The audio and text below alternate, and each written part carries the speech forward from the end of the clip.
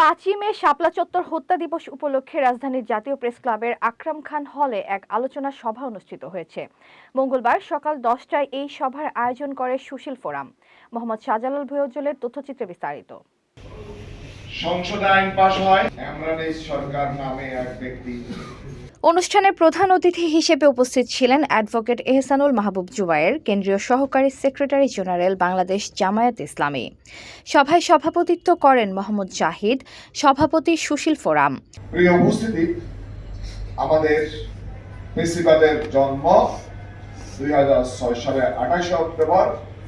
সেখান থেকে একটি প্ল্যান করে বাংলাদেশকে একটি অকার্যকর, ব্যর্থ, গণতন্ত্রহীন একটি আইনি জাহিলিয়াত দেখাতে ছাপিয়ে দেওয়া হয়।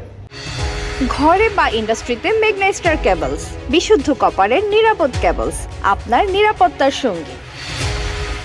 অনুষ্ঠানে আরও উপস্থিত ছিলেন ডক্টর আল হাসান মোবারক, সেক্রেটারি সুশীল ফোরাম, ফজলুল করিম শামীম, সহসভাপতি সুশীল ফোরাম এবং SM শহীদুল্লাহ, সিনিয়র সহসভাপতি সুশীল ফোরাম সহ সংগঠনের অন্যান্য নেতৃবৃন্দ।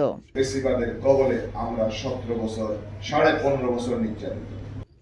এ সময় অন্যদের মধ্যে উপস্থিত ছিলেন ঢাকা 5 আসনের MP মোহাম্মদ কামাল হোসেন। হেফাজত ইসলামের মামলা আমরা আবার সেই পরিপূর্ণ তথ্য আমাদের কাছে জানা নেই।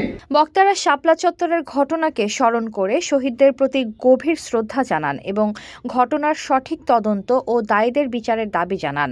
তারা বলেন, এই দিনটি জাতির জন্য একটি গুরুত্বপূর্ণ ও বেদনাবিধুর অধ্যায়, যা ভবিষ্যৎ প্রজন্মের কাছে সঠিকভাবে তুলে ধরা প্রয়োজন।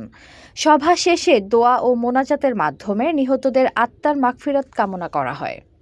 এতক্ষণ আপনাদের সাথে ছিলাম তামান্না ইসলাম তন্নি। প্রতিদিনের নিউজ আপডেট পেতে আমাদের সাথেই থাকুন।